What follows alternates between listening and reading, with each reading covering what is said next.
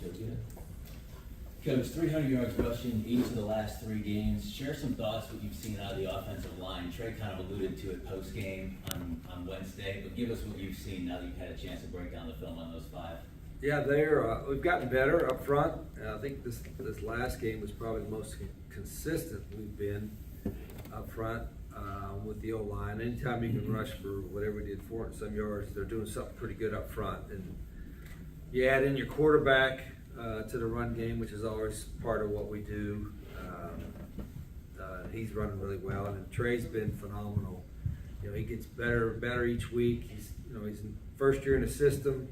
He's comfortable with what we're doing now, but I think every game we play, he gets even more comfortable. So, and I've said it before, you know, you're not going to be able to run for that many yards without really good perimeter blocking. You know, our tight ends take a lot of pride in, our wide receivers, so it's definitely a group effort. Give us your impressions on Liberty, what you've seen so far in breaking them down. Yeah, very athletic, same as we've seen last year, and really across the board. I mean, now obviously on offense they've got a lot of athletes, but their athleticism on defense last year when we played them stood out, and they're just as athletic this year as well. So it's going to be a big challenge. We got our guys know how important it is. You know, I think you can look at Liberty against Kennesaw. Kennesaw, I watched just now watching their film. They played great, executed really well, got some momentum going, and they got a great win for them. But it's still Liberty won, 17 or 18 in a row for a reason, and playing at their place. So our guys know, got a lot of respect for their program, know what a challenge it'll be. Open it up to questions for Coach. You mentioned Huff was banged up on Wednesday. Just how's he doing? Yeah, he's getting a little better. I mean, he's still. I mean, if we practice, we don't practice today, so I don't know if he would do anything today. But hopefully tomorrow is our Tuesday practice. We'll see what he can do, and try to get him along a little bit. We're not going to push it. And then you got Logan and Zion, so we've got some guys that take reps. But you know, Tyler ran a lot. Now I'm not sure where he even got.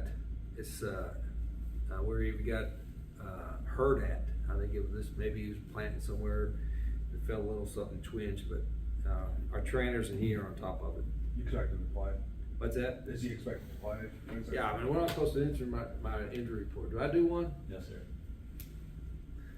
I don't know. But who's like I see some teams like won't list no depth chart, right? I could be one of those guys. I don't know. No, I think he'll play.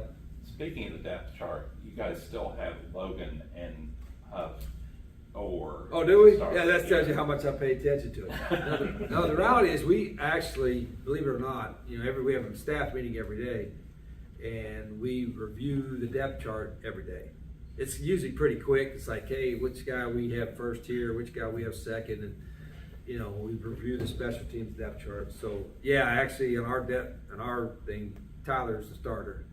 But we also consider a Logan a starter as well because of, you know, the reps he takes and what we think about him. So, but yeah, Tyler's QB1, I guess you want to say, and Logan would be QB1A, AA, whatever you call it. You guys have done especially well during the midweek games. I know there's a lot of factors in that, but is there anything you do in preparation? You know, no, we've talked about it before. You know, it's everybody, I'm sure, has the same schedule. You're like, for today is a Monday for us. It's a day the player's off, and you know, you almost forget what kind of day it is. But once you get into that routine, it's actually easier. You know, it's not as difficult. Usually when you first go into it, or when you have the 5-day window, like when we played New Mexico, that turnaround, the 5-day window is what makes it a little bit more difficult. But we've done okay. This is the last one. It is kind of neat, you know, when you're not playing on Saturday, we're practicing, but when you have an hour or two to watch, you know, like I said, other coaches suffer. You know, it's not fun to watch them suffer because a lot of friends of mine, but it's a little bit unique. But it's going to be good to go back to a Saturday games as well. I think especially for our fans, it's hard. I think it's a lot of places. It's hard for some folks to get to the midweek games, you know, whether working wise or what have you, and so. Saturday's always a little better thing for that, but no, we got one more of these, and this will be you know, you can see on film they got a great environment I've never seen their facilities. Look like fantastic facilities, and I'm sure there'll be a big turnout for this one. Going into this, how do you kind of maybe help work the team thinking, hey, they just lost to Kennesaw State and we blew Kennesaw State out 2 weeks ago? How do you kind of stop that thinking so they're focused? Yeah, I think because they beat us pretty good last year, so our guys have a lot of respect for them. And I don't know what their schedule was before Kennesaw. I think they had an open time when the App State game got canceled. So if they had like us an open week, we look at our next opponent and the opponent after that. So they were probably already looking at us somewhat too when you have an extra open day.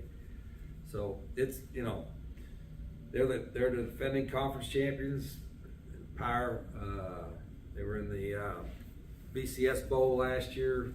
I mean that's still the same team. So we're gonna get their best version, I'm sure.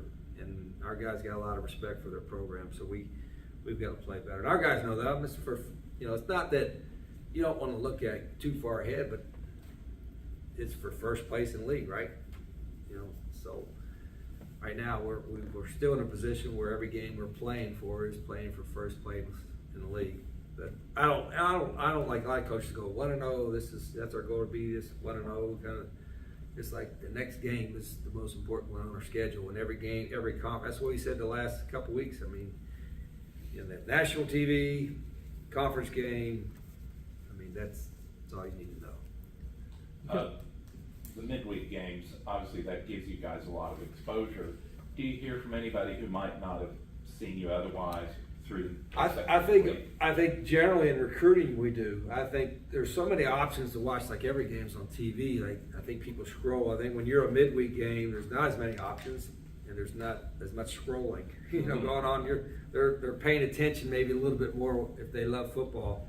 So I think there's a game every night, college or pro, from now until the end of November or something like that. So, and I think it has helped the exposure. I hope it has helped the exposure for our school as well, which would be a great thing.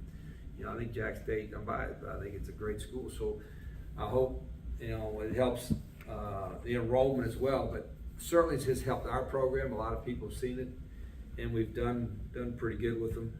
I guess this is the last one for this year, but it's been, people that I've talked, colleagues of mine have said, yeah, we got a chance to see you, which I normally wouldn't. So that's been good. I think we talked about it a lot in the beginning of the season, not last week. It's just the helmet-to-helmet communication and all the new tech.